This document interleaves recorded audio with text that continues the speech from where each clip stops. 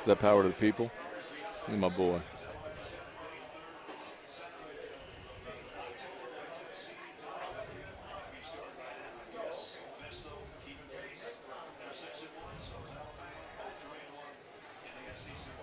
What's up, y'all? Whiskey and Wine, LSU postgame show. Tigers fall 31-17 to the Rebels. We'll let this audience build a little bit. Y'all do us a solid. You know the drill. If you're on Facebook, like the page, share the post. Don't be a square, like and share. Like the page, share the post, like the page, share the post, like the page, share the post. Fuck! YouTube, smash that like button, bro. We appreciate y'all for being here with us. God damn it! LSU gets pounded by Ole Miss 31-17, and it should have been worse. All right. You know what? We're going to do our toast, our ceremonial toast to begin Whiskey and Wine. Share the post if you would. Do us a solid. Y'all know the drill. As always, we do sincerely appreciate that. That's how we grow this organically. I'm assuming most people are not going to give a shit about this game and talking about what just went on over the last 3 hours. I am proud of – I tell you what, I do have a positive.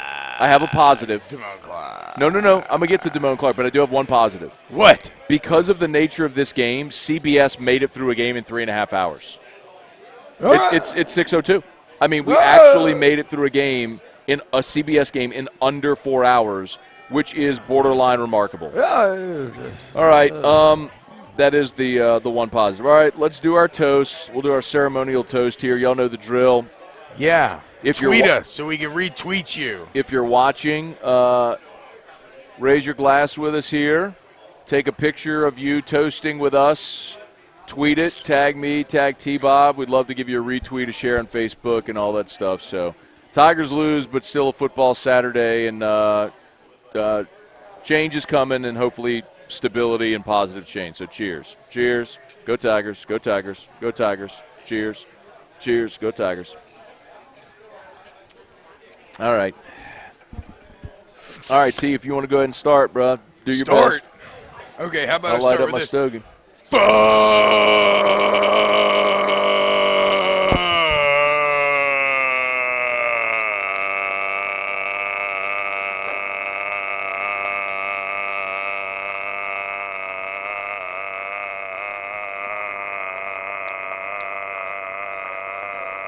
All right, that's enough. That sucked. That was horrible. How about an ass pounding at the hands of Ole Miss? What a tease at the beginning of the game, man. So strong. Came out, shut him down. First time Lane and company punted. Penalties on deck to begin the game. Here we go, dude. Ole Miss going to shoot themselves in the foot. Oh, LSU drives down, scores a touchdown, drives down again. They're right there in the goal line. And then they missed the haymaker, and everything changed after that. Not that it would have been different, because it would not have. Because, again, Matt, unfortunately, what you saw today was the exact reason why the change was made after last week. I'm going to start. I'm going to start with a quote from one of my friends, Scott Burns. He tweeted this. Okay, he's a sexy professor over there at Southeastern, and he said, "For Ole Miss, the whole is more than the sum of its parts. For LSU, the whole is less than the sum of its parts. The difference, coaching." And I just completely agree. I mean, obviously it starts at the top, but like everything you bitched about, Matt, the coordinator hires and everything else, that was on clear display today. I mean, LSU and Ole Miss offensively, like, look, I'm not even mad at the LSU defense. I know a lot of people are, but what are you supposed to? I mean, they're down all these starters. The LSU defense was never going to be good today. In fact, you could even maybe make the argument that, like, the first half was pretty damn good by them, except for the very end. So, like, whatever. I'm not even mad at the defense. What I am pissed off about is that offensively, LSU and Ole Miss are at least equivalent from a talent standpoint, and yet Ole Miss felt infinitely more threatening than LSU did. Because they got a good coach. Exactly. That's what I'm saying. It highlights the exact difference, why the change was made between the LSU coordinators and what Ole Miss was bringing to bear. I mean, it was just a complete inability to scheme anyone open. And don't tell me about injuries, because Ole Miss is injured as fuck on offense. They were down like 3 offensive linemen. They're down 3 offensive linemen. They're missing 2 of their best targets. Braylon Sanders and what's his name? Why am I blanking right now? It doesn't matter. Another one of their top receivers, one of their top NFL prospects. So they dealt with injuries too, and yet they were consistently being schemed up in these threatening situations where you were damned if you do, damned if you don't, while Max Johnson is having to wait for down-the-field routes to develop behind an offensive line they can't fucking block. That was the other problem. The offensive line completely reverted to the mean today, or reverted to who they have been. I mean, it was definitely a fear. All the fears of the inconsistent nature of an LSU team that didn't know itself compared to an Ole Miss team that did know itself, that all played out today. I mean, that was just fucking brutal. And they look good early on. There's just no excuse for LSU's offense to feel that anemic when you have the weapons that you do against that Ole Miss defense. And again, I'm not mad at the LSU defense. I fucking get it. They're down everybody. They weren't that good to begin with. That's an incredible Ole Miss offense. But that Ole Miss defense is not incredible. They're in fact, they're statistical hot garbage. You saw Arkansas march up and down the field to them at will in Oxford in a game that Ole Miss desperately needed. You saw a shitty Tennessee team go and almost win that game at the end when they had no right doing so. And LSU can't do shit after they get up to a 7-0 lead. It just, I keep going back to this idea of feeling threatening. Yeah. Every time Ole Miss snapped the ball, you were quaking a little bit as an LSU fan. Yeah, you knew some shit was about to be wide open. You knew they were scheming some up. Every time LSU snapped the ball, you knew Max was going to look uncomfortable, start to run around, and then the play was dead. It's just, it exactly highlights why the change was made. The coordinator hires just aren't it. Yeah, you suck. Just aren't it. So I'm going to start. Where's that lighter? I'm going to start with one gigantic positive for Give real. me the fucking lighter. Because there's a lot of stuff we're going to shit on over the next 90 minutes, and I'm sure after the shitting on, we're going to move on to coaching search questions, because that's inevitably where every conversation is going to go right now. But I'm going to give a gigantic fucking attaboy to Damone Clark. Damone Clark is the only fucking guy that is playing his ass off on every goddamn snap. By the way, good on Neil Farrell, too. Neil Farrell's playing well. Yeah, Neil's doing it, dude. Like, for a dude that's been around forever and could have walked away, Damone Clark had 20 tackles today.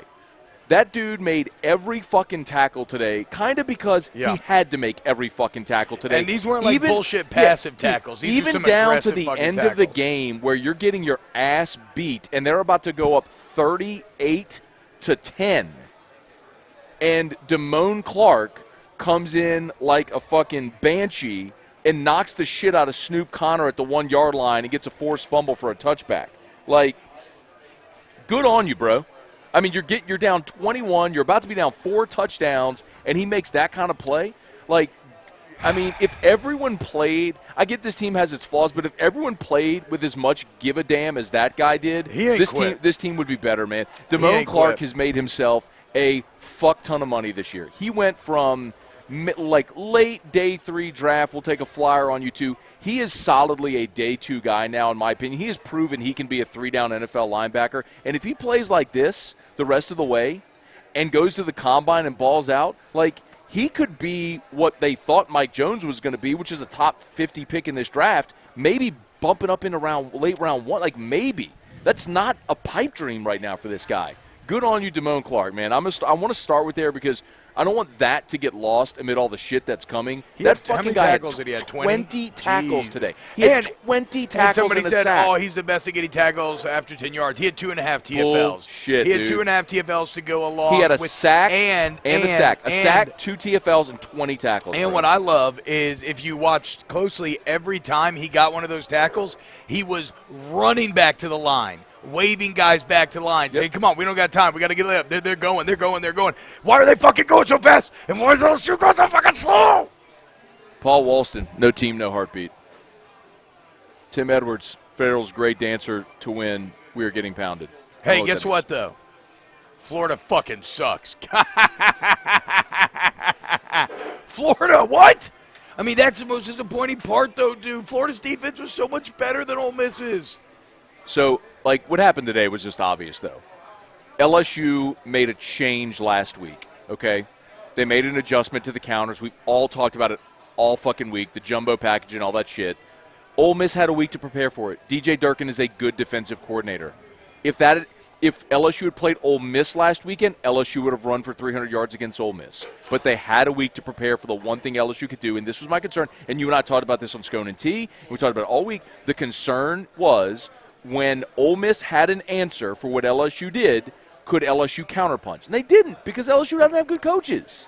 That's the problem. I guess my issue with it, though, Matt, is like Florida tried to stop that counter, and they had good calls, but LSU's O-line just whooped their ass.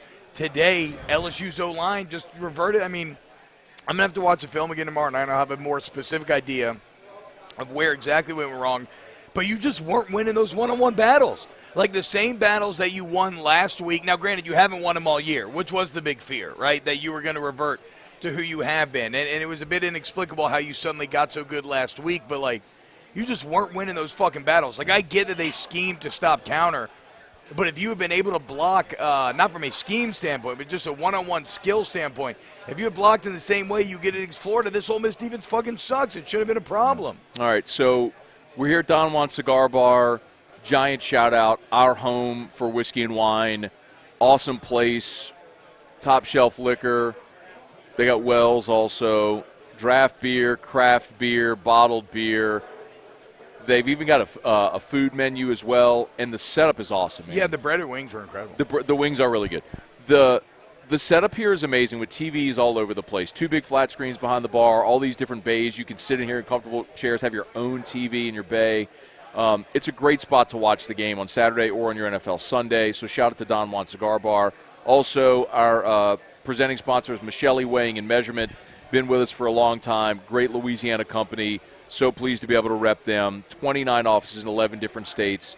Michelli.com. Check them out, Michelli.com. And AccuTempBR.com. As much as this game fucking sucked, AccuTemp is the literal inverse. I mean, just look at the online reviews, okay? They're unbelievable. 4.9 Google review rating with over 1,000. The internet hates everything, but the internet loves AccuTemp, okay? And that's because they do shit the right way. Right now, winter is coming. Text the word heater to 31996. You get a $59 tune-up, and then you're entered in the system. 6 months later, they come out, they check on your system, make sure you're good to go. That shit's all free. You've never had customer experience like what you get from AccuTemp. Go to AccuTempBR.com. Drew Hurst, Craig Dugas, Eric Stokes, Joshua Touchette, thank y'all for watching. Facebook, like the page, share the post. YouTube, do us a solid, smash that like button. How many watching on YouTube? We got about 1,000 right now. Trey Beatty says, Let super that chat. grow. Have a drink on me. Should be fine. T-Bob is already there. I stayed good for the majority of the game till LSU stopped being good, and then, yeah. Let's at least do a little game flow through the first half because the second half was a shit show. But let's at least do a little game flow to get through this. Yeah, let's see where it all went wrong. And then we'll go to all the questions and everything everybody's talking about. So Ole Miss decided to take the ball to start the game, and LSU actually got a stop, in large part because penalties were a giant problem for Ole Miss early in the game. They were going to go for it on a 4th and 6. They had a false start and ultimately decided to punt, so LSU got the hold. LSU gets the ball to go right down the field. It was a 1, 2, 3, 4, 5, 6, 7, 8. It was 9 plays, 90 yards. 9 plays, 90 yards. That's right. They ran it 5 times and threw it 4 times. It was great Max balance. was 4 of 4 for 71 yards starting this game, He had the 44-yarder to Trey Palmer. That incredible throw where there was a horrible breakdown. Pass pro was awful, by the way, today. But there was another horrible breakdown on pass pro. Max Johnson jump passes with a man in his face, delivers a dime to Palmer. He got split and at in that half. point, Matt, I'm like, okay, dude, this Ole Miss defense is fucking garbage. Like, if you're pulling off that shit, like, okay, we're about to roll today. Like, we got a chance. And it felt like you had a chance. And then you come out and you stop him again. And then you're marching down again. And then, I mean, if you want to talk about a literal, tangible turning point, was anything more clear than when once again, when LSU has 4th and goal, they have to call a fucking timeout. So dude. LSU scores to go up 7-0, and they force a 3-and-out. Yeah. So LSU goes up 7-0. They force a 3-and-out. You feel like you got momentum. You force back-to-back punts. I feel like you had momentum. You had everything. And LSU gets the ball, and they put together. Oh, CV in the house. K-Boss here. What's up? All right, yeah, go ahead. LSU puts together a 14-play drive. 14 plays. Like, LSU chewed up the whole first quarter. It was a 6.5-minute drive, and you get down to 4th and goal. You mentioned having to call the timeout. I'll say this, and I know, like, whenever there's stuff like this, it's always, hindsight's 20/20. In that moment, I thought they should have kicked the field goal for this reason. And I know what we're going to say is field goals aren't going to beat Ole Miss, and I get it. But you had a chance to be up 2 scores, and because Ole Miss took the ball to start the game, you were getting the ball to start the second half. So it felt like you'd have a 2-score lead, and you're stealing a possession to start the second half. I thought they should have taken the points there to go up 2 scores. So in the end, it's not a bad argument. But it is also. But I think you also acknowledge that it's basically like that is a play where ultimately like the play call is not a bad decision. It's a 50-50 decision. Now ultimately everything's decided by results. You fuck it up. Like I understand. I don't hate going for it again though. The execution was awful. Calling timeout again, a completely uninspired play call coming out of the timeout. The problem is they tried to do this thing. They're like, oh, we're putting Jared Dellinger, and they think we're going to run the ball. We're a running team now. You're still not fucking threatening enough to actually make a team think you're going to run the ball. And all of these rollouts by Pete's have been horrible. Mm-hmm. They've almost never worked out. Even the 4th and 1 last week, I was wrong on Whiskey and Wine last week. That was not by design. When Max was doing the boot and then he flipped it back around and threw to Jere Jenkins, that was not by design. That was supposed to be a true naked bootleg, and it just was not. So, I mean, whatever. I mean, you can argue about the play call. I think ultimately though, it's a moot point because I think you can justify either decision there. Yeah, but I just didn't like the decision. And you know what? And you know what? If I wanted to lean in your direction, given the context of LSU on 4th down and the goal line throughout the year, then arguably it was a bad decision. Because once again, you fucking called the timeout before. Like every single time you are calling a timeout and giving the defense a chance to recover. It's awful. So Ole Miss then has the ball at their own 1-yard line because they intercepted it. They go on a long fucking drive. But LSU winds up there was the penalty for grounding, followed by the Damone Clark sack on 2nd and 18. So they got 3rd and 26. They ran a screen and ultimately settled for a 42-yard field goal. They should have run the ball. I probably dumbasses. So LSU held to a field goal, so it's 7-3, and you're feeling pretty good. LSU gets the ball back, and this is where ultimately they decided. They had the PI penalty, which moved the drive along. Got really dark in here. And this is where they decided to attempt the 55-yard field goal, and Cade York was wide, and Ed Ogeron iced his own kicker. Okay, again, the call, not bad. The execution, yes, terrible. Why the fuck are you calling a timeout there? So the play clock was on 0. Why? I'm with you. Yes. How? I know that. You have to have your field goal unit with it being 3rd and 2 right there. If you're going to actually kick a field goal, and that's an option, they've got to be ready. Yeah, they're ready on the sideline. They're in the pit on the sideline, ready to go. And then as soon as it's 3rd and 2, they ran it with Ty Davis Price. If you convert, all right, step back. If you don't convert, it's field goal. Get on the field. Go. You have to have your decision made. And again, for everybody that doesn't like the call, bro, you literally have the best 50-yard kicker in the country. In big games, you trust your All-Americans. I had no problem kicking that field goal. It's that fucking simple. You trust your All-Americans in big games. You just don't somehow let the fucking play clock run out to where you have to call timeout before. And you ice your kicker. And so that for me, honestly, aside from just getting your ass pounded by Ole Miss, the biggest disappointment of this game is, like, if I'm looking for, like micro positives to come away from a macro shit show, Damone Clark is going to be an All-American, which is awesome. And I think Cade York can win the Groza. So I was really hoping he'd have nailed that 55-yarder because that would, add another feather in his cap trying to win the Groza. So missing the 55-yarder sucked, but he did come back and make the 47-yarder at the end of the game. So it's interesting because a lot of chat right now is going after Max Johnson. I'm not here to defend Max Johnson because, he has really struggled recently, and obviously there will be a huge quarterback competition in the offseason with him and Nuss, and then who knows if Miles sticks around. Does Walker Howard come here? So, the future is good at quarterback, I believe. But all I'm saying is everybody who is highly criticizing Johnson, you would probably also admit in the same breath that Jake Peets is clearly out of his depth, right? No doubt. So with that in mind, is Max always being put in the best positions? It's like what does Mac Johnson look like if Lane Kiffin is calling plays for him? I was just about to say put Lane Kiffin in this, give Lane Kiffin this offensive skill set. That's what I'm saying. And you're an infinitely better offense. It goes back to Scott's tweet that I started the show with. Ole Miss right now, the whole is greater than the sum of its parts. and LSU is less than the sum of its parts, and that is something that directly reflects on coaching. All right, so LSU misses the field goal. They're still up 7-3. That's when Ole Miss put together, or LSU missed the field goal. Ole Miss put together their first scoring drive. Beautiful play on the bootleg for the touchdown pass. They had the actually, Ely scored the 22-yard touchdown, got called back for holding. They had 3rd and 19. They ran it with Ely for 29 yards. On 3rd and 19, they ran it for 29 yards with Ely. I know everybody's Lane sick of Kiffin's just brilliant. Like, it was when fucking Corral pump faked the pass, kind of did the Statue of Liberty type deal where just handed it off and ran around right end. The dude went 29 yards. Everybody is, I know everybody's sick of the red flag memes that were making the rounds on Twitter this week, but that 3rd and 19 should have been a huge fucking red flag. Yeah. Because I have never seen a team run for first downs on 3rd and long as much as you saw in this game. Yeah. It was unbelievable. I mean, I remember last week we were giving LSU credit because they had 2 3rd and 5s and 3rd and 6, so they ran. I mean, we're talking 3rd and 10, 3rd and 12, 3rd and 19. It was just every single fucking time. So Ole Miss goes up 10-7. You're late in the third. LSU gets the ball back, and you're like, okay, this is where you have to answer, right? And LSU goes 3 and out. 3 and out. LSU went Ty Davis-Price run, sack, and then on 3rd and 11, Max scrambled because there was nothing there on the left side. So they went 3 and out and punt, and that's where Ole Miss, I thought, was brilliant in their 2-minute drill.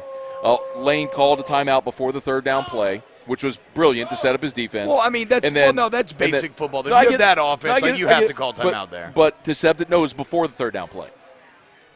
Yeah, no, I know. I'm saying, but you had the feeling that you were going to get a stop there. You called timeout on 2nd. They called timeout on 3rd. They get the ball back with 1 timeout. Like they just called the timeout before 3rd down, and they didn't call one after 3rd. No, and then LSU punted after the 3 and out, and then they got the ball back with 2:20. I know they called timeout after 2nd down. Then LSU did what on 3rd down?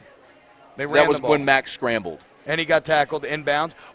Either way. This is a pointless argument. All I'm saying is that brilliant, maybe I'm just being salty here, brilliant was maybe, it was basic football strategy. If you have an elite offense, you try to save time for your offense. You had the momentum. Of course you're calling timeout to save clock. I don't even mean that. I mean in the 2-minute drive that they had.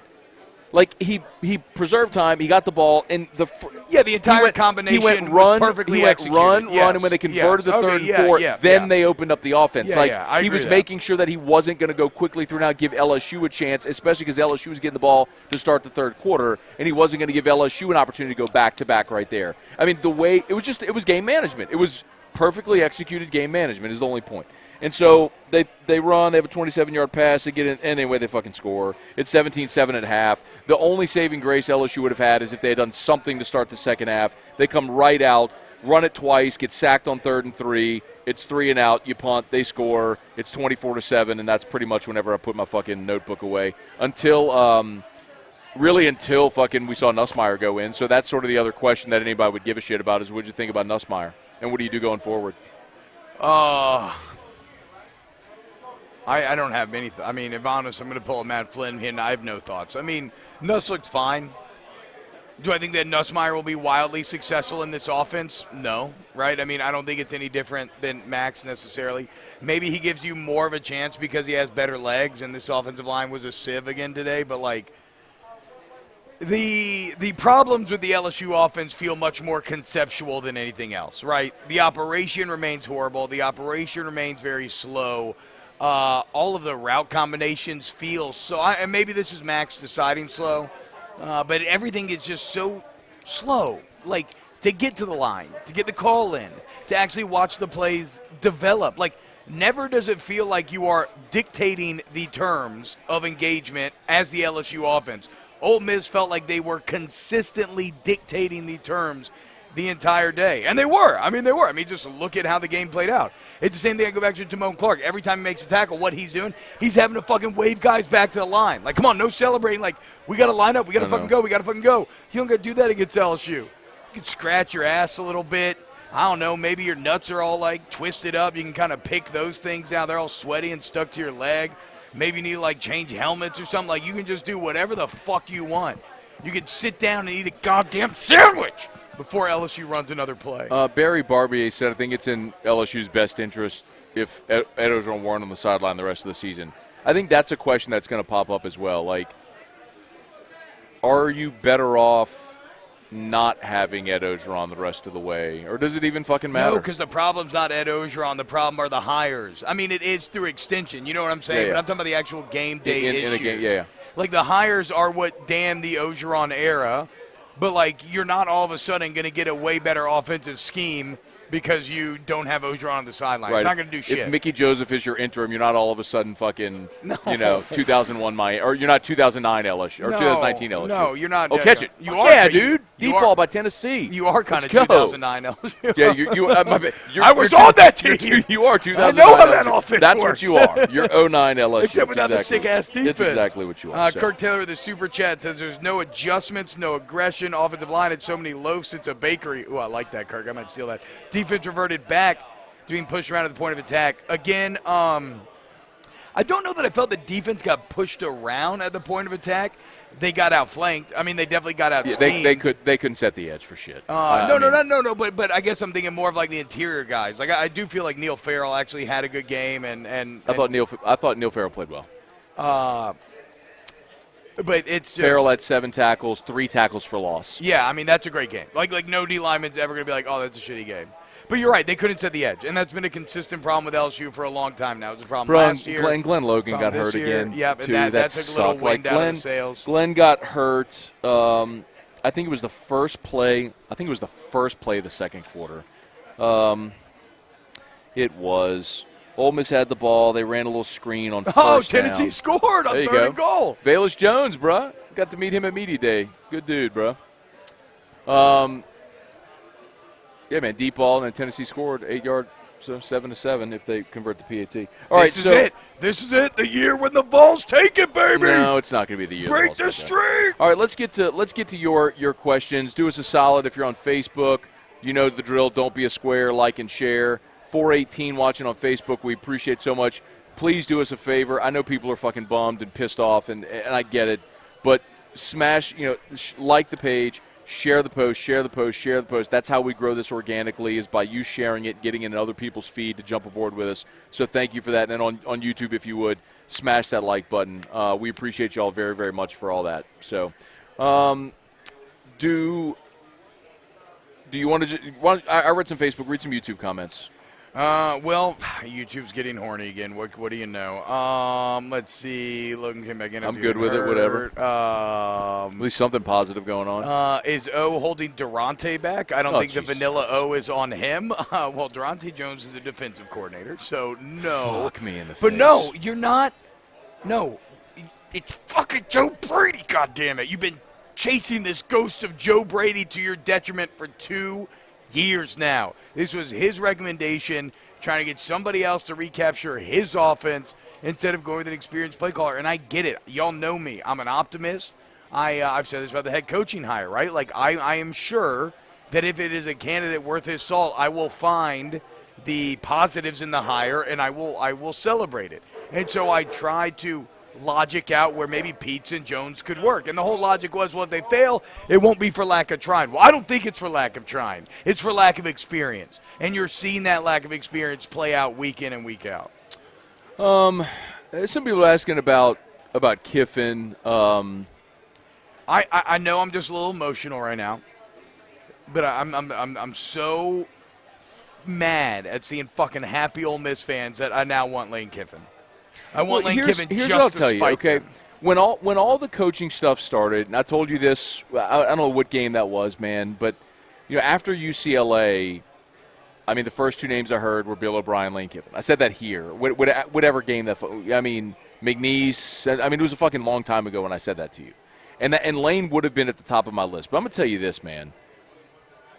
There's what I don't like for everything I like about Lane Kiffin as a play caller, as an innovator. All that stuff. You and I did pregame today, and when we were doing keys to the V, it was like, turnovers, penalties, right? Ole Miss is the most penalized team in college football. Yeah. They don't turn it over. They are dead last in college football in penalties. And that's a sign of an undisciplined team. And today, Ole Miss had 12 penalties for 106 yards. Like, the penalties concern me with Lane Kiffin. The always going for it on fourth down and not being smart and aware at times, like just being I'm good with aggressive. I'm good with going for it on fourth down. Like, I don't want I want someone who's got some aggressive and confidence, but there's a point where it borders on reckless. And I feel like he's that at times, watching it closely. He was against Bama, and I think there's times like he would have been today, but on that 4th and 6, but for the false start, which made it 4th and 11, and he chose to punt early. Otherwise, he had a chance of going down 2 scores early in that game to LSU. So there's a little bit of that luster that's worn off for me because of that. I look at that and I go, man. I disagree. I think that's with what part? Well, I think your natural kind of turn-offedness towards that decision-making, I think it's because you're challenging a lot of very long-held football conceptions about when you go for it on fourth down. I'm okay going for it on fourth down. I'm okay with that. Like, I don't like punting to net 20 yards on a punt. I'm good going, but like we talked about a lot in the Bama game, going for it at his own 25 or whatever it was. But that was the on-tilt decision. But at the same time, we saw Brandon Staley, who we all think's pretty fucking smart, the Chargers head coach. When they were down a few scores, he went for it from his own 20 on like 4th and short, and they didn't get it, and they end up getting blown out. But it's like that's the thing about those type of decisions. Technically, that is a game-winning decision in that it potentially increases your chance to win, but it also it's a high risk, high reward, right? I think because it can snowball the opposite direction. I think the game-winning decision is to realize there's a lot of fucking game to play, and don't be pissed off and emotional and reactionary, and be level-headed and make a sound decision. You can disagree with me. That's my opinion. Yeah, that's I know. Fine. Yeah, but the thing we is, disagree. Too, that's okay. Yeah. The thing is, too, though, if you're talking about the pros and cons of Lane, that is not enough to outweigh the pros of Lane. But can I find those pros in someone else? And my answer is yes. Especially at a place like LSU, where, I mean, you think you're finding another offensive mind like that? I think you could have a defensive coordinator that can find an offensive. Look at what's going on in Arkansas, man. All right, Bum. I mean, look at what's going on at Arkansas. You get a Kendall Briles. But okay, yes, and like you said, you're a defensive head coach, so kind of shift the onus back to defense. But do you want to hire a defensive head coach? Sure. If Mike Tomlin is interested, actually, okay. How many people are yelling about Dave Aranda as a possibility? I'd be down for Dave. I'd be down for any of these guys. Of course, be down for Mike Tomlin or Dave Aranda.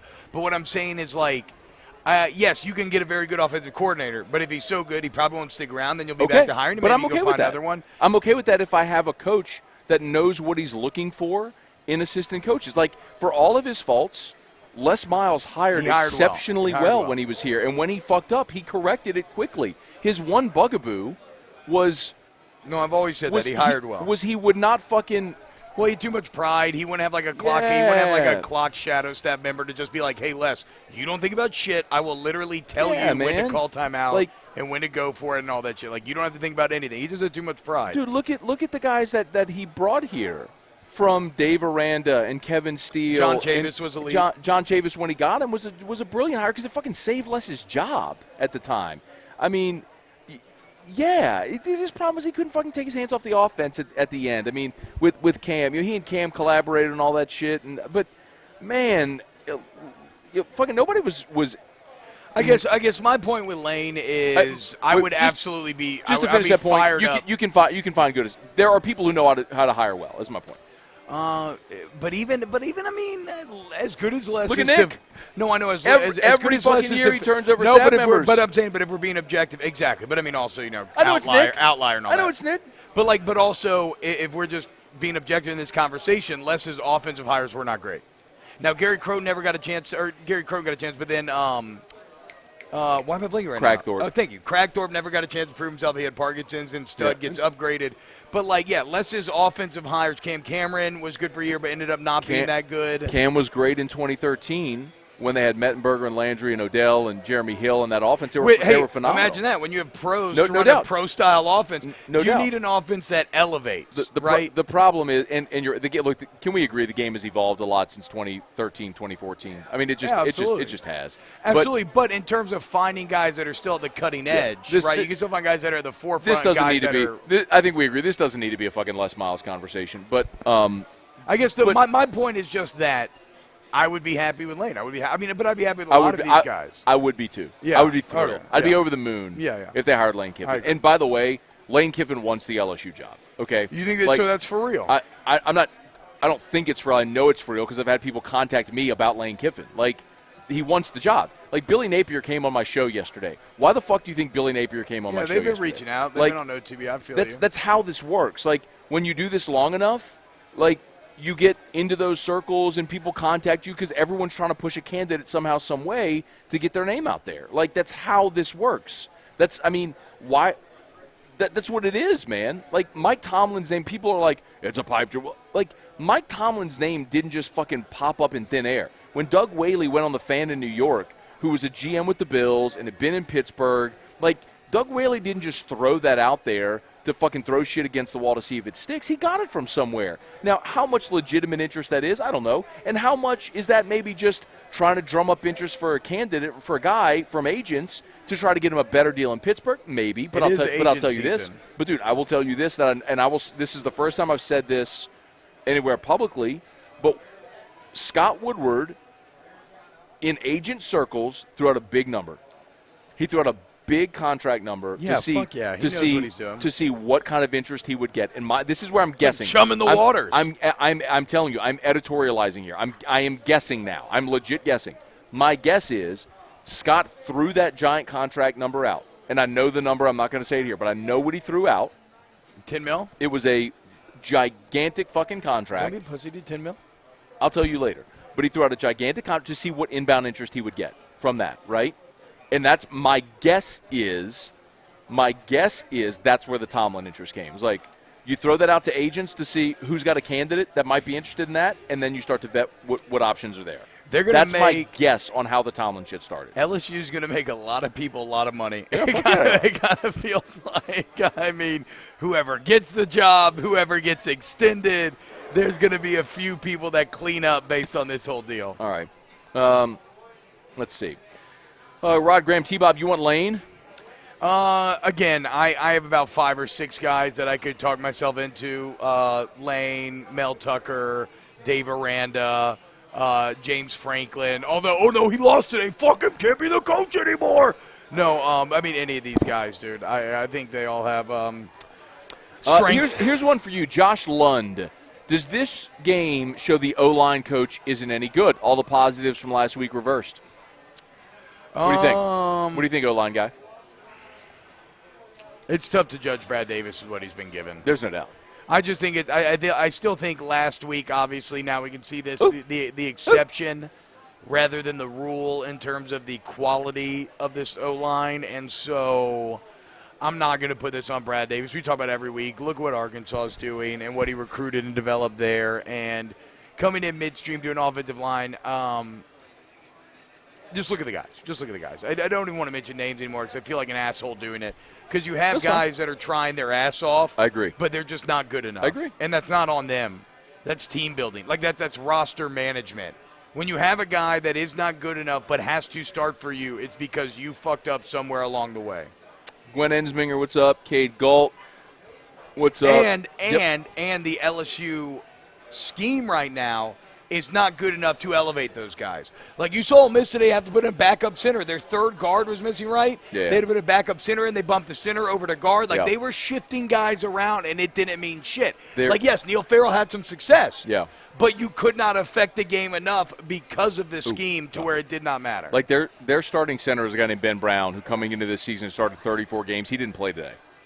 Yeah. Like, I mean. And that's normally actually like – in Vegas, that's like a their death old stat where it's like that's the Mike D thing. Yeah. If in the week you lose your starting center, you lose that team covers 80% of the time. Yeah, like Vegas knocks you harder for losing your starting center for any other position save for quarterback. Crazy, bro. Kirk DeLatte, what's up? Again, and also I am being just a bit pissed off today, and I would love nothing more than for Jarrell Poe and all these other Ole Miss fucks to have to watch LSU take Lane Kiffin after he just did that. Like, I'm telling you with certainty, if LSU offers Lane Kiffin the job, he will take it. And the reason is obvious. You can win a national championship at LSU. You cannot win a national championship at Ole Miss. You have to have so many stars aligned to even be in contention for that possibility that Ole Miss has been in once every quarter century. You cannot win a national championship at Ole Miss you can win one at LSU, which is why the last 3 coaches have done it, and the dollar amount LSU's throwing out will make this appealing for damn near any coach they want to go after.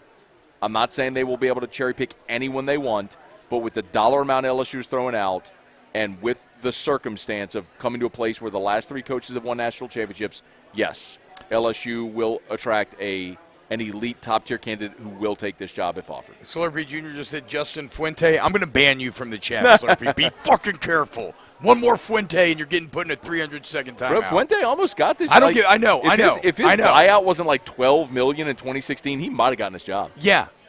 Which shows how terrifying coaching searches are, okay? If like, Joe sure, Oliva's running them. Sure. Would he have been better at Virginia Tech? Maybe. Or would he have been better at Virginia Tech? Like, sure. But no, he is not the guy. Not the guy. I mean, who was the other cat? The UNC cat. That was Larry kind of in the mix. Yeah. Larry Fedora. Fucking Fedora, dude. Hire Vance Joseph. He's having the time of his life. That's all I can think about with Vance Joseph.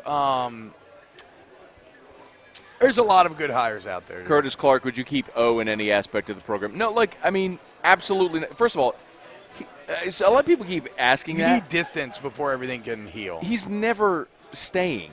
You're paying him $17 million to get the fuck away. He's not staying here.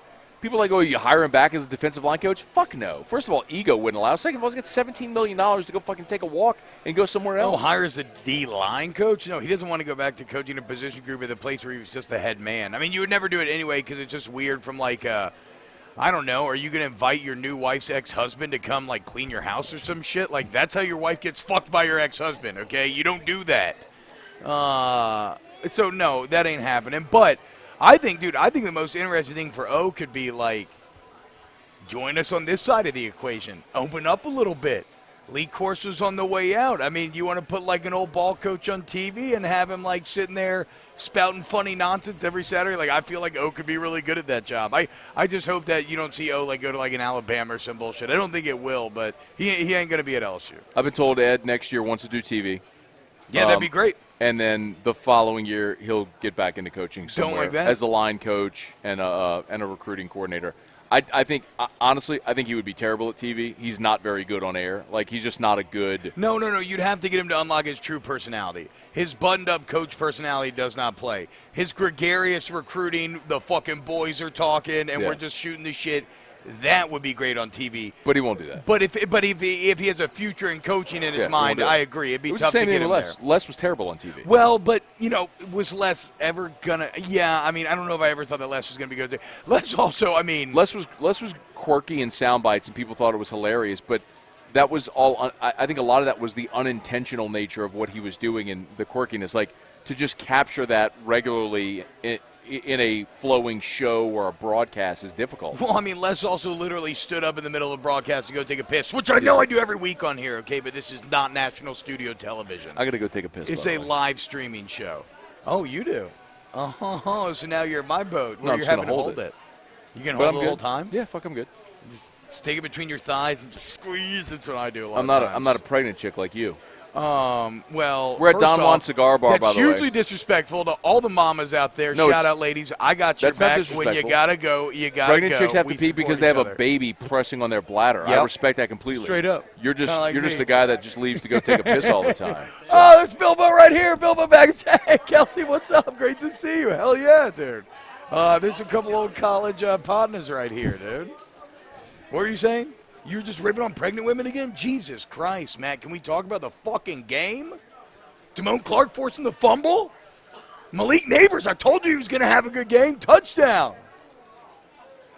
I fucking hate football sometimes. I'm losing every bet. And by the way, Ole Miss beats our ass. And I'm fucking sitting here, and every week when Danny makes the thumbnails, why is it always some stupid bullshit with Lord of the Rings or some other fucking Harry Potter shit? Like, can we do something that isn't fucking childish and stupid? Okay, well, let's just think about this. Who is a bald asshole? Voldemort.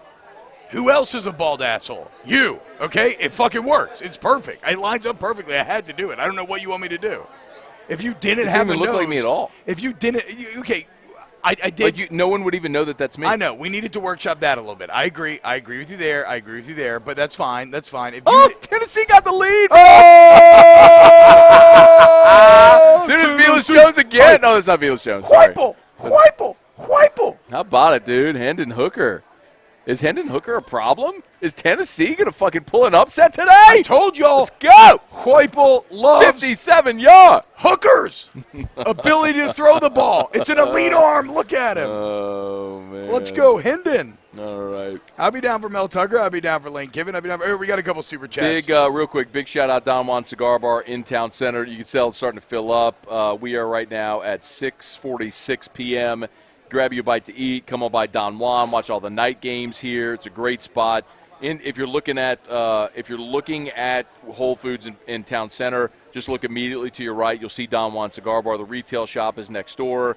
And if you notice over T-Bob's left shoulder, you can see the humidor here in the cigar bar. You can buy your cigar, your whiskey, your top shelf liquor, whatever it is. They've got it. They got beer. They got a full bar, obviously. TVs everywhere. Come hang out. Also a limited food menu as well. So come hang out here at Don Juan Cigar Bar. Of course, also thanks to Michelli Weighing and Measurement. Michelli.com, Michelli.com. They are hiring as well. So check out Michelli Weighing and Measurement. And AccuTemp. AccuTempBR.com. AccuTempBR.com for all your AC, heating, and electrical needs. Text the word heater to 31996. That's heater to 31996. $59 tune-up. And then you're entered in that AccuTemp workflow. They show you just got left hanging on air. I was giving him a fist bump. Thank you. I was going to give this guy a fist bump. No, don't fist bump. Don't fist bump him. Don't do it. Don't do it. Oh, fuck me. Anyway, go to AccuTemp. Nobody wants to fuck you. That's the problem. $59. That's your problem right you there, get a tune-up 6 months later. They check on your system. You're good to go. Avoid catastrophe. They're the best. Look at the fucking Google review rating. Just go to AccuTempBR.com. Matt, what I was going to say is this cigar is a wonderful Romeo e Julieta 1875 Romeo's exhibition number 3, man. A golden-hued Nicaraguan classic that blends the mind with its cascading flavors. The cigar begins with a spicy, peppery flavor. The aroma from the wrapper is a combination of strong, dark chocolate, sawdust, what the fuck, peanut shells, what? Cedar, leather, and earth. I don't know. Sure, whatever. The cold draw includes flavors of sawdust, again, white chocolate. Let me see if I get the sawdust on. Hang on. See it? Like you need some water? Oh, I'd get the sawdust. I mean, there it is. There it is. It's just like when you got a fucking sawhorse and someone's sawing that shit and you smell it and you're like, what? That's just what you got on that draw. Wait, Absolutely. but do you get the creamy nuts? Let me check about creamy nuts. Hang on. That's right here. Sawdust, white chocolate, cedar, creamy nuts. Holy shit. Yeah, there they are, dude. There's the creamy nuts right in my mouth. And he would know. There are creamy nuts right in my mouth. A little white pepper, a touch of spice, and slight creamy nuts in my mouth. Maple syrup sweetness. Oh, no, the maple syrup, no doubt. Every puff is a revelation. Hey, do you say syrup or syrup? I say syrup. Wait, you just went in between them. Do you say syrup or syrup? I say syrup. You say syrup, okay. No, I say syrup. You went syrup the first time. Yeah, I say syrup. Syrup? No, I say syrup. So you're switching? Yeah. Which one do you do? I go back and forth. Do you? Yeah, I do a lot of words you where go I go both back ways? and forth. Look, man, college was a hell of a time. You know, I'm not here to judge, man. You only get to live once. You might as well try to have sex with everything at least once. Every puff is a revelation of what a premium cigar should be. Enjoy the ride. Jared Fowler, is Lincoln Riley a possibility? I will guarantee you Scott Woodward will make the call and make him say no. Scott Woodward's going to call everybody, bro. Like, he's got 6 weeks to work his magic. And this is the other thing that I'll say. I am logging all these super chats, everybody, so don't worry. We're going to get to them. All right, this is what I'll say, then we'll do super chats.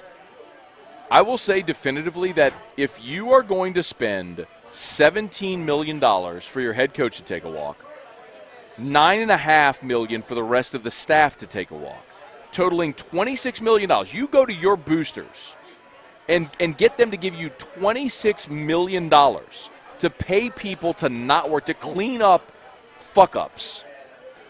You are not going to go bargain shopping for the next guy. You're going to make sure that $26 million is well spent to justify bringing in the next guy. So if they got to pay a fuckload to get Lincoln Riley, or I know people mentioned Jimbo who denied it this week, or Dabo who denied it, or whatever, or Tomlin, they're going to pay. The LSU is going to be willing to pay. You just don't want to end up with like a Brian Harsin. That would be unexciting to me. And Harson's done a fine job. LSU is going to be willing to pay whoever to be the highest paid coach in the country. I'm confident in saying that. If Nick was $9 million a year this year, I'm confident in saying LSU is willing. I'm not saying they will. I'm saying they are willing to pay more than that annually for whoever is next to get the right guy here. Go Tigers to the nail on the head. He says, old rich guys, thanks for paying the buyouts. That's true. Cheers to all of the old Baton Cheers to the Rouge old people. rich guys, seriously. All the old rich guys by the way, that love not LSU just, so much that you're willing to try to make not this just shit Baton happen. Rouge guys, Bayou guys with money. Bayou guys, there you go. To the Bayou guys with money that helped with this, to you. Okay, let's get to some super chats. Because here's something I know about the Bayou. God damn it. You're stepping all over my Here's what I know about the Bayou. No, I'm going to say this real quick, what I know about the Bayou. There's a lot of people on the Bayou with more money than Jesus that you'd never know of it because they're unassuming. You go around Baton Rouge, people live in massive amounts of debt to drive a nice car and shit like that, spending money they don't have. On the Bayou, it's the opposite. Not me. I got a great deal from All-Star Toyota. I'm leasing a 3-year lease on a Camry. Let's fucking go. Let's fucking go. Leather interior, bitch. Okay, let's get to some super chats. Drew Goodrich. And I drive a Volkswagen from South Point because I love it. Because I love it. It's a great fucking car. Atlas. Shout out South Point Volkswagen. Was Lane coaching for the LSU job today? Drew Goodrich asked. I mean, Lane's coaching for himself. But it was a fine audition. Blake Kelly needs to put the $17 million on Gamecoin. Shout out Gamecoin. Brian and Annie Penton. Yeah, what's up, Brian Penton? He says, I think O should have put Nuss in the game earlier. I don't think it makes a difference. It wouldn't have mattered, Brian. Nuss got the whole fourth quarter. The score when he went in was 31-7. I just don't know that it would have mattered. Like when you went 3 and out to start the second half and they scored to go up 24-7. No, when you went 3 and out, that was game. Like that was that I tweeted at the time, yikes. Like that feels like it was GG. If I was playing League of Legends or StarCraft or some shit, I'm typing GG and I'm resigning. I mean, that was game. That was game. But it doesn't matter. If you put Nuss in, it doesn't change anything. When you're down 2 scores to that offense, it wasn't going to go your way, bro. Okay, so we also got the super chat. Sorry, Casey Smith in the super chat. Enjoy you guys. Y'all are great. Thank you, Casey. Thank you, Casey. What effect will the NCAA and Title IX stuff have in the coaching search, or is it a nothing issue? It's a good question. So I will say this. Baylor ran into this problem. I know for a fact Baylor offered their head coaching job to other people who had accepted in principle, who then turned it down because they had, in full disclosure, had to say they knew that NCAA sanctions were coming, they were going on probation. Yeah. And so people who had agreed in principle, there was at least one coach who agreed in principle who then stepped away from it. I don't believe LSU football is going on probation. I believe the NCAA is refusing to close the book on football because they want to threaten LSU basketball. They want to nail basketball, and they're using football as a lure or as a threat to get back. Like, the football book should be closed already. Did the bowl ban. You've done the scholarship limitations. Like, that shit was 2012 with Vidal Alexander's dad. Like, the only reason that's still coming along is because the NCAA knows that that's their one, maybe trump card, because they have nothing on Will Wade, but to try to nail something with basketball. The NCAA at this point, too, just feels kind of feckless. Like, they don't feel very threatening. I guess they could be. Yeah. I think if we were looking for differences between the Baylor situation and the LSU situation, Matt, the other one would be is that even with potential Title IX violations and everything else and whatever, like even with penalties coming down the road, the LSU potential and opportunity remains infinitely higher than that of Baylor. Right, and Dave's done a fine job at Baylor. Fuck, like I said, I'd be cool with Aranda.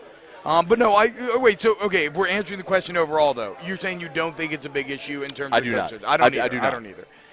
John Sager with a super chat. This show eases my pain after a loss. Nice. Shout out, John. Says, thanks, y'all. Also, why would anyone not want Bill O'Brien? I think Bill O'Brien would do well. But you and I have had this conversation before as well, where I think I am much more at ease with this hire this time than I was 6 years ago. I'm in a much different headspace for two primary reasons. Number one, it's a fumble! It's a fumble! Oh, shit, Alabama fumbled. Oh, my Let's God. fucking go, Tennessee! Oh, Tennessee. Whipple, Oh, my God. This is so good. I mean, for now, it's all going to – our dreams are going to be crushed, but this is great right now. So we're going to enjoy it as the time goes on. I'll say two things. Number one, I'll say – what were we talking about? Okay, you were talking about the differences between the last time, why your attitude has changed from the last hire to this hire. Two things. Number one, you have a competent AD because Joe Oliva was the worst AD ever, and Scott Woodward is the antithesis of that. He's actually competent and brilliant at his job. That's number one. Number two, LSU's won another national championship, and Ed Ogeron won it. And we've seen Les and Ed both win titles, and when you've won three – I mean, CBS ran the graphic today. I mean, LSU's the only school that's won 3 national titles since 2003. The only one to win more. Coaches. Everybody else, else want to win more is Saban. Everybody else is directly tied into a single coach. Transcendent figurehead that, like, this is why y'all have been so good. Now, granted, Ohio State and Oklahoma have had very nice coaching transitions. No doubt. So they have proved that their brand and their soil is strong as well. But LSU's is still inherently stronger when you look at the advantages of the school. I'd say Ohio State is the one that could compete. Because Ohio State is the only other one like LSU that's the only Power 5 school in the state in a talent-rich state. Yeah, that's true. So, I mean, you have a competent AD, and LSU was just in a different space 6 years removed, having won another national title. Wait, so how do you feel about Bill O'Brien, though? That was the original question. I think Bill O'Brien would do well here. I think Bill O'Brien is a guy that is much better suited with his style to be a college coach than an NFL coach. And I think he was a good NFL coach. He was a terrible NFL GM. That's what fucked up the Texans. So, like, would we forget this in time? What Bill O'Brien inherited at Penn State post Joe Paterno was a shit show. Yeah. Like, it was awful. And he did a relatively amazing job there considering the circumstances. I just think he's a better college coach. He's a better suited college head coach than NFL. I think Bill O'Brien would do fine. I don't think he's the guy. No, he would feel a bit unexciting to me. I agree. I would not get that. very excited by Bill O'Brien. And I don't think he's going to get the job. Oh shit! What name was just brought up that I thought was going to? Okay, let's get a super chat and it'll come back to me. Casey Smith said, "No, we already got to that one." It looks like Slurpee Jr. is the Rod Graham said, "Bro, you suck." He's the hire Eric Musselman guy. He says hire Eric Musselman or Justin Fuente. Damn it, that's a timeout. Jack Zering says say something nice about Jake Peets. No. Okay. I think Jake Peets from what I understand, is a great dude, man and father and husband and all that stuff. Yeah, I agree. From what I understand. Well, I don't know him at all. But because coaches aren't allowed on my show. This guy says Game Coin and Sheba Coin paying for LSU's next head coach. Go get Aranda. That's Alex Goday. And then Kelly Gross says Superfan, love you guys. Thanks for the super chat, Kelly Gross. What's up, Mama Kelly? Lamar Stevens says, consider what Matt said about what LSU is willing to pay. Lane isn't good enough, and I like Lane. Lane would cost a lot right now because Ole Miss will match. Ole Miss can't pay what LSU will pay. No, I agree. No, shot. but what I'm saying is, like, Ole Miss will pay a lot, though. Doesn't matter. Lane Kiffin would crawl from Oxford to Baton Rouge. No, I guess what I'm saying is, through his thought process, to his point, Kirk DeLatte is Lane worth that? Is Lane worth that number? Not will that number get Lane? Is Lane worth that number? That's what he's asking. I feel like, or that's what he's saying. He doesn't think Lane is, but who is? I mean, are we talking about a situation where this new coach would be paid more than Nick Saban? Is that what you're saying? More than Jimbo Fisher? Nick is $9 a year.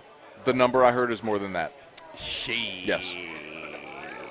And I want to be very clear about this. I want to be abundantly clear so there's no misunderstanding of what I'm saying.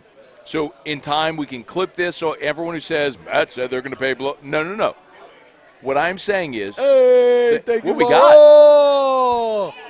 Is that for Bilbo? Kelsey, let's go.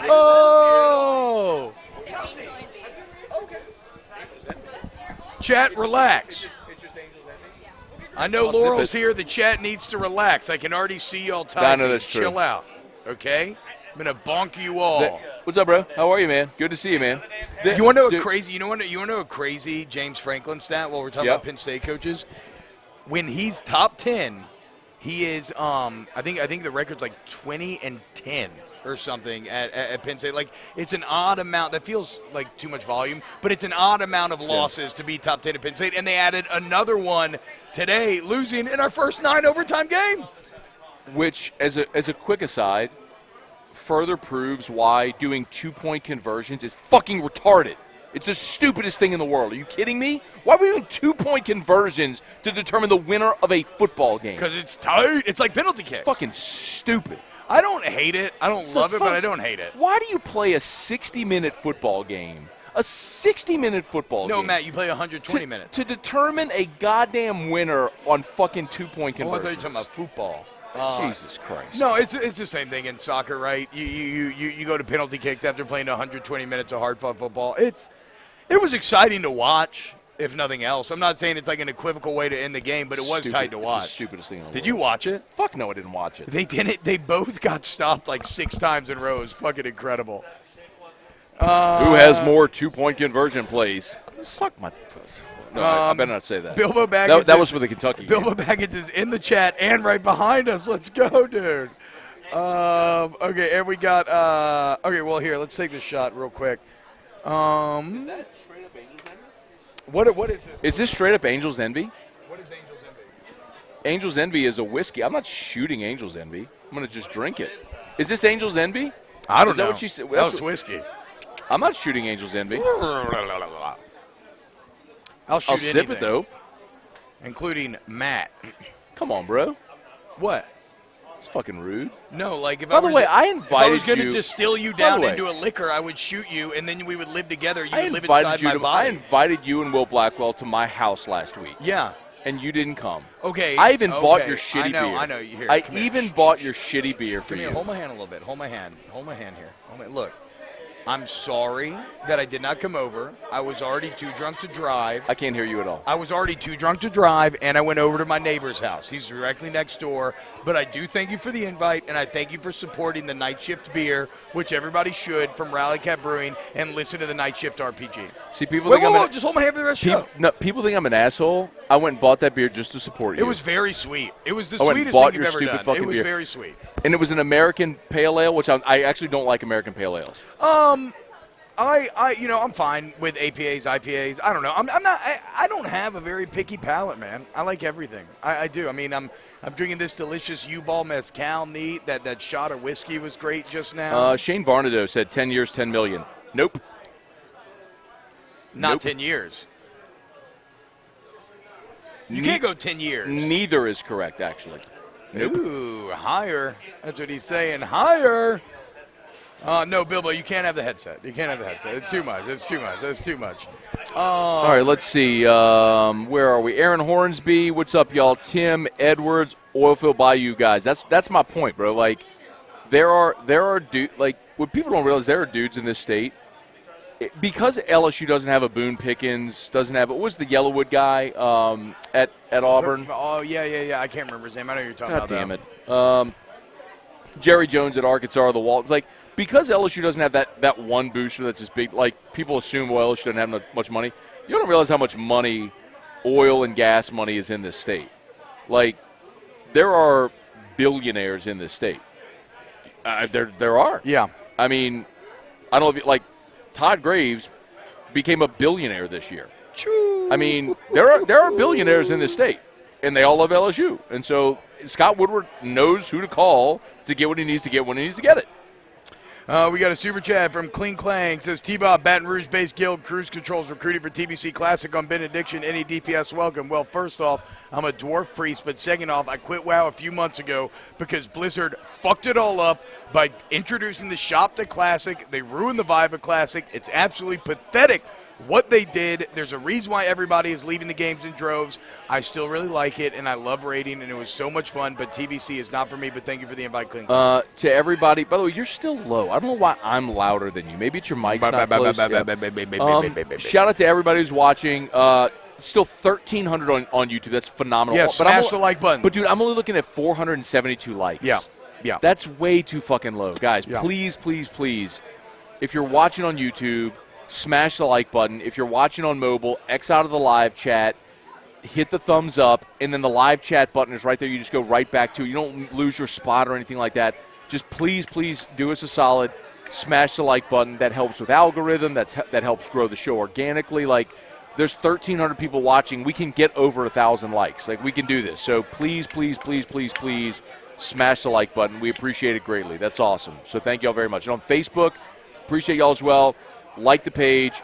Share the post. I'm looking at 9 shares right now. Like, I need a refresh to see if it, because it's usually, Danny Burney it's usually way more than that. But please, someone talk me out of Corey Raymond. The guys love this dude. I mean, you can't go Corey Raymond as a head coach. As the head coach, no, there's no way. Do that. LSU's not going to hire a first-time head coach. But he is someone, yeah, exactly. I mean, not after the first-time coordinators, especially, right? Like, what the fuck are we doing? You can't do it again. I mean, the reason Ed Ogeron is still the head coach is because LSU wasn't even confident with anybody in the staff to be an interim head coach. Like, there's no way that any of these guys are going to be the full-time head coach. There's just no way. You don't hire a head coach because, we got 43 shares on Facebook. We can get that higher. I know we can get that higher. Just hit that share button. Thank you. This keeps coming up from Gerard. Would Josh McDaniels be a good hire? Would he leave the Patriots for college? Just a thought. Again, no.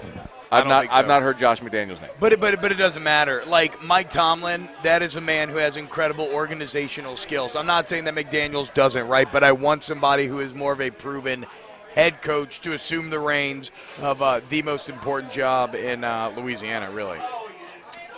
I was trying to find that. Someone posted Jimmy Semino Raines. says Luke Fickell is the second-best candidate behind Hugh Freeze. I'm not into Hugh Freeze. The Liberty's sheen is wearing off. I'm not saying Hugh Freeze want to do good because he probably would, but I think you could do better. Does Fickell want the job? I mean, would he take the job? So here's the thing with Fickell. And I think I've said this before, but so forgive me if you've heard this already. So the thing with Fickell is he's from Ohio. And he's also got 6 kids, including 2 sets of twins. Shit. And my understanding, that's a fertile man. No Jesus. doubt. My understanding is he would prefer a job in the Big Ten, like a Michigan, Ohio State, Notre Dame. Notre Dame's not the Big Ten, but you know what I mean, a big-time Midwestern job. LSU ran into this with Marcus Freeman. LSU went hard press after Marcus Freeman. He had to make a decision. Do I want Notre Dame? Do I want LSU? He picked Notre Dame. Like, all you can do is put your best foot forward, and that dude chose. And he chose to stay closer to his home, which I respect. Family's there, all that. That's the same with Fickell. So that's a tough pull. Also, Cincinnati's going to the Big 12, so Fickell views himself as a Power 5 head coach already. So it's a tough pull, but is it doable? Bro, at the right dollar amount, it's doable for anybody. You know what I mean? So you just have to decide, like, if that's your guy, if he is the guy that you want, then you put the hard press on him, and I trust Woodward to go make it happen. But I don't think that's going to happen. I mean, I don't give much credence to the Tomlin stuff, but Will Surfer says, can you guys address why Tomlin would be good? I think, all right, all right, I will. Do you want to? No, I was going to let you take it first. So Mike Tomlin actually started his coaching career like everybody in college. So he'd been in the college ranks. He jumped into the NFL as a position coach with Tampa Bay, and then went to Minnesota where he was a DC in his early 30s. He got the head coaching job at Pittsburgh when he was 34 years old. In 15 years as the head coach of the Pittsburgh Steelers, he's never had a losing record. Yeah. He is a fucking alpha stud. Mike Tomlin with a Super Bowl ring walking into any fucking living room would be amazing. If you could get Mike Tomlin in a millisecond, you do it. And I'm going to say this again because I know there's people just watching now that missed the beginning. You do this long enough, you realize anytime you hear a name come up, that is intentional. Names don't just arbitrarily pop up on a list. Either someone at LSU has expressed interest or an agent is pushing their candidate. Like the example I gave you earlier, Billy Napier was on AFR Friday. Why do you think Billy Napier was on AFR? Because Billy Napier wants the LSU job. Yeah. And that was his way of getting his name front and center to try to actively campaign for this job. Which, fine, fuck, I'm good with that. I don't care if all I care about is my audience and giving content to my audience. So if I can put that guy on the air and ask him about the LSU job, that's what I'm going to do. Like, I don't care if he used my show to do that. I don't fucking care. All I want is the content. But I'm telling you that's why that happened. The reason you're hearing Tomlin's name, the reason Doug Whaley was on the Fan in New York and mentioned Mike Tomlin to LSU or USC is because someone gave that to Doug Whaley. My guess is it's Tomlin's agent who was like, hey, throw Mike T's name out there. Like, here's what's on the table from LSU. And I'm not – that's that. And by the way, that's me editorializing. But that's why you're hearing Mike Tomlin's name. It's not bad logic. I mean, no, that's not bad logic. I think, though, that also Tomlin is in a little bit of a situation in Pittsburgh right now. Doubt. And like you said, like Ben Roethlisberger's about to be done. That's what I'm saying. Like Does he want to go into the next era? Yeah, the Rooneys historically are not going to overpay for a coach. So if Mike Tomlin's making what, $6, $7, $8 million, what's he making in Pittsburgh? I think it's $8 million a year in Pittsburgh. I'm telling you, the number that I heard, more than that. Super chat from Sean Burst. T-Bob looked like Ole Miss was running run blitzes, wrong gapping and slanting to mess up our gap scheme. Did you see that as well? Yeah, I did. The problem is, like, Florida tried some of that too, and it just didn't work because you were just blocking really well. And, again, I'll know more after I watch the film tomorrow night, but it just felt like from a skill and technique and, like, one-on-one blocking standpoint, you reverted to who you've been all year long as opposed to who you looked like last week, which makes sense, right? I mean, again, that was one of the big concerns coming into the game. Last week was the exception, not the rule. Could you build off of it? And obviously you could not. You looked like who you've been all year. Like last week you looked like all of a sudden you're like, oh, wait, why are we fired? Like, what's going on? Like, this team looks pretty damn good. Well, now you saw the problems all reared their ugly head once again. So Brett Armstrong said Tomlin would go to another NFL team before he come to the LSU. Let me ask you this question. When was the last time you remember an NFL coach leaving one NFL head coaching job for another NFL head coaching job? It doesn't happen often, but, like, remember when the Sean Payton rumors were swirling when they were going through 7 to 9 streaks? He would have gotten snapped up in a fucking second. I'm not saying Tomlin Did it happen? Well, no, because the Saints kept him. So Pittsburgh would also probably want to keep him. Name a time when you've seen one NFL head coach go from one NFL job to another NFL job. I have one in mind. One. Did Adam Gase go straight to the Jets? As a head coach. Yeah. Adam Gase was the head coach of the Dolphins No. and then went to be the head coach of the Jets. Yeah. Not getting hired away. If you get fired and rehired, that's one thing. I'm talking about if you are a sitting head coach and you leave your head coaching job. Oh, the Bucs traded. It's the only one. The Raiders traded. The Raiders traded John Gruden to the Bucs. It's the only one I remember. Can you name another? No. What I'm saying because is there are 32 NFL head coaching jobs, and if you have one, you hold on for dear fucking life. An NFL head coach either retire or get fired. No, but my only point is, like, stagnation, familiarity can breed contempt, right? And there were a lot of Saints fans, myself included, when Peyton and them were 3 out of 4 years at 7 and 9. Did he leave?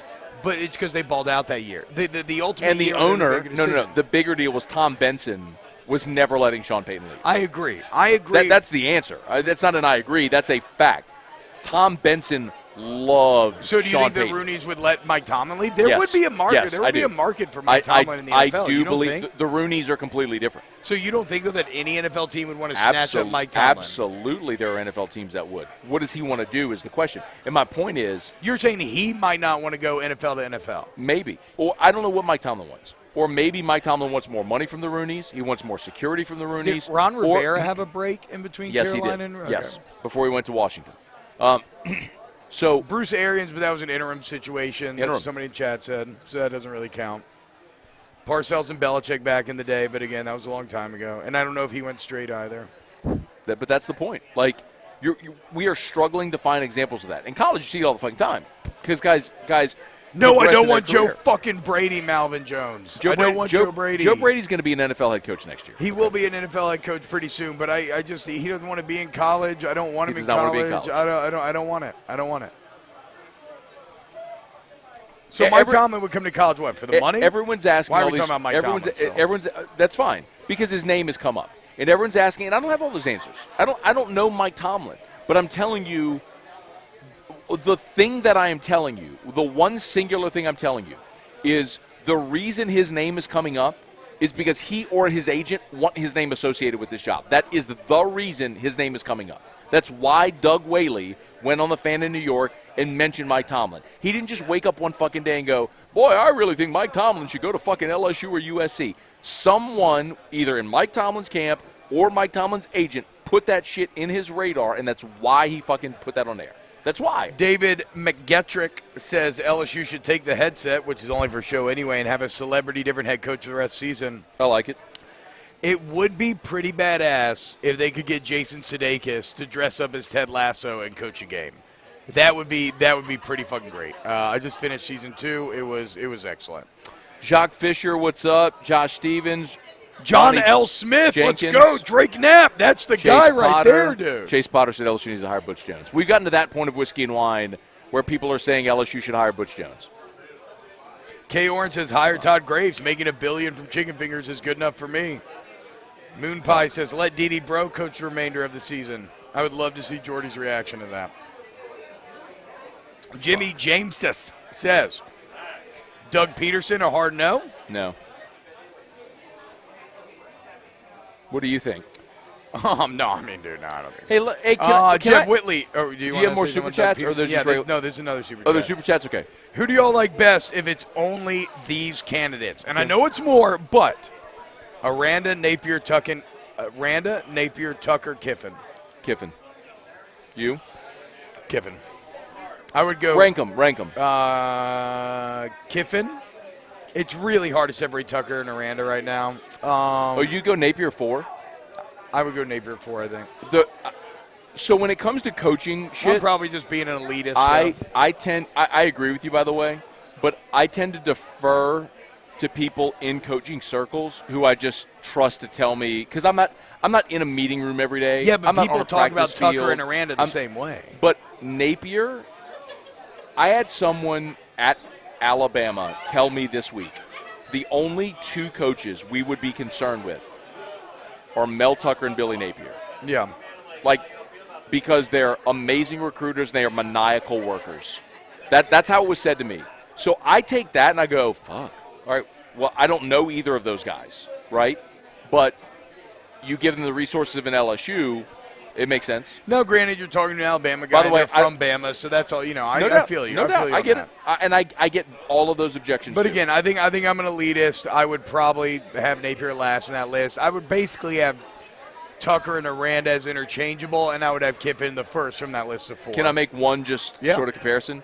Jim Tressel came from the FCS level at Youngstown State and fucking crushed it at Ohio State. Some dudes just know how to coach, and that's the sense I get with Napier. They're like, again, that's also the sense you get with Aranda. I don't get that with Tucker. Dave. I don't get that with Dave Aranda as a head coach, and I don't know that I get that with Mel Tucker as a head coach. That ain't my glass. This is my glass. We'll see. We'll have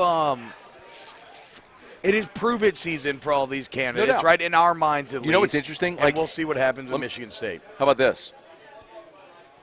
Penn State lost to Illinois today.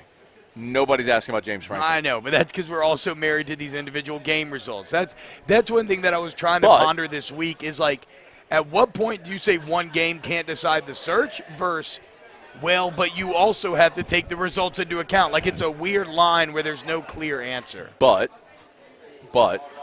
you've got 6 more weeks of results that are going to cause this whole thing to evolve. What if Michigan State goes 11-1?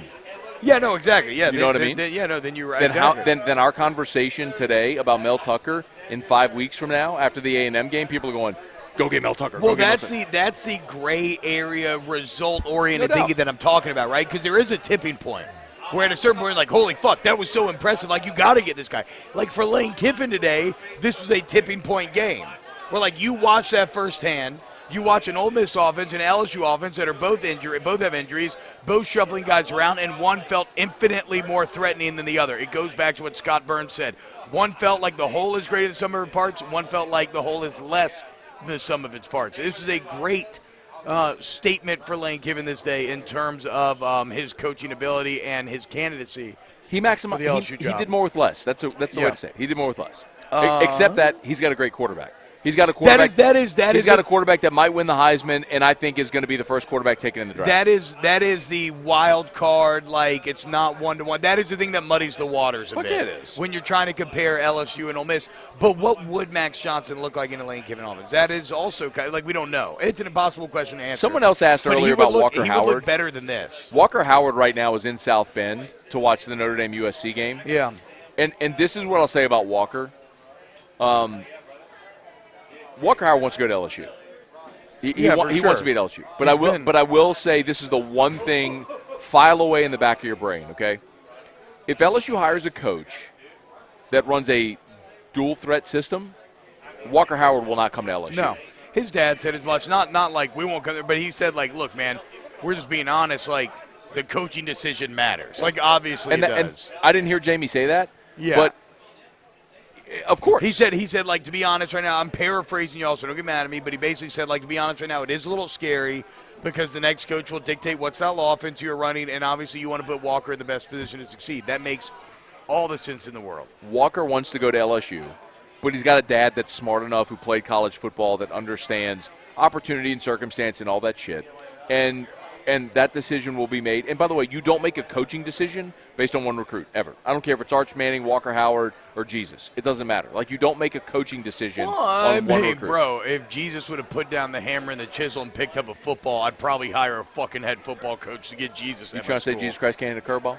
I'm saying that, yeah, Jesus could fucking throw a bomb, dude. That man could turn shitty 4th and 26 into wine. Can you imagine if Jesus was your quarterback and people were coming after him and he just went like, stop? I don't know. That's what I was going to say. I don't know if he has the right mentality, though, because he may be a little too peaceful at the end of the day. Or he could just stop and just go, stop. And I'm not trying to turn the other cheek against Ole Miss, motherfucker. Look, if Moses can part the Red Sea, Jesus could part the Alabama defense, i.e., the Red Sea, and just walk into the end zone. How about that? What do you think about that opportunity? Shit, now you got me thinking about Moses. Give me Jesus one of them for head coach. there, dude. God damn it, Alabama scored. Motherfucker. All right, 21-14. All right, we got a couple more super chats. Yep, Rob Seagate, $5. No comment. Shout out. We have 5 minutes. We got 5 minutes. Jack Zarang says, hire Alex. Moist. Oh, God. Dude, Erica hates the word moist. She almost vomits at the word. You don't like the word moist? It's a horrible word. Really? I like it because it sounds like what it represents. When you hear the word moist, it sounds like something is moist. Not every word is like that, so I appreciate it from that standpoint. Yeah. But moist makes me think of crowd like in here, by the way, tonight. Smelly, sweaty genitals. I'm not that into it. I think of like food, like a moist cake. Yeah, we talking about that cake. That's what I'm talking about. That sweaty, smelly genitals. No, I'm talking about food. I'm literally talking about food. Cake. Jesus would be deceptively fast. All right, Facebook, like the page. Not really. Don Juan Cigar Bar. We're here at Don Juan Cigar Bar. Great crowd, dude. This place is fucking packed right now. Alex says, jumping right now tonight, Bilbo Baggins for Don Juan Whiskey and Wine Digital Public Relations. Ask his thoughts behind you. Come on, T-Bob, give us some content. And, all about that content.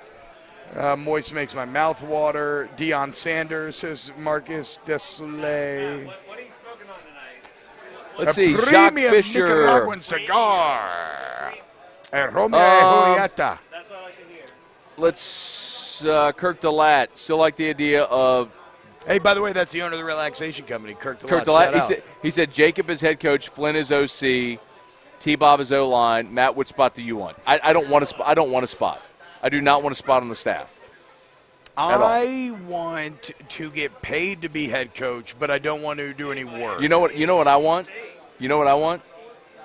I just want to watch my game coin keep getting bigger and bigger and bigger and go live on my own island. That's what I want to do. You know what I want? I want to beat fucking Ole Miss again next year, dude. Well, that's going to happen in Brett Armstrong, get this dork out of here. Who? That guy? I think he's talking about Bilbo. Yeah. That's him? Yeah, it's Bilbo Baggins. Bilbo T. Baggins. Get the fuck out of the screen, bro. Everyone's pissed at you. No, Bilbo, you're fine. Bilbo's cool. He's good. He's good to go. Watch out. Huh? My bad. Oh, my bad. Did he give us the shot? Yes. Oh, yeah. All right. Yeah, he's cool. Hey, we're wearing headphones. I can't hear you. I can't.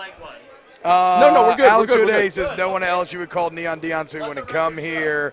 Drake Knapp, if Kiffin is hired, he will leave LSU for Bama when Saban retires. That's not true. Matt would be the analyzing. Oh, the analyzing. Analyzing guy. I agree. Dude, I do not want a spot on staff. Make me the head analyst. Bro, we're doing a fucking show, man. Make me the head analyst, and we'll be good to go. K Orange. Fuck. Drake Fulls. I don't know what's going on anymore. Urban Meyer says Marcus. No, Urban's out the picture now. You're not paying. Herb. You gotta be clean. I mean, you can't get into those waters. Dinley Nelson. Mike T has relatives in New Roads. Is that true? Mike Tomlin has relatives in New Roads? I have no idea. Dustin Dye, I dig Matt's idea of having your own island. I do dig the idea of having my own island. I don't. I mean, logistically, it sounds fucking horrible. I don't care. I would go live on my island where nobody could bother me ever. I mean, you could just, like, buy a big house and, like, nobody would fuck with you. No, but I wouldn't want to be far. I wouldn't want neighbors or anything like that. That's how big your asshole aura is, that you can't even, like, have somebody, like, 100 yards away from you? No, I don't want neighbors. You're like Fox And Catcher. I have good neighbors, too, by the way. If you make enough money shout out to off of Mr. this- Odell and shout out to Mike and Patty Hiller on the other side. If you make enough money, you're going to end up like the guy off of Foxcatcher. I don't know what that is. He's the guy that like paid all the wrestlers to hang out with him, and then he shot the badass wrestler. You never seen Foxcatcher? Look who you're talking to, bro. Jesus Christ. It's a sports thing, dude. Who are you talking to?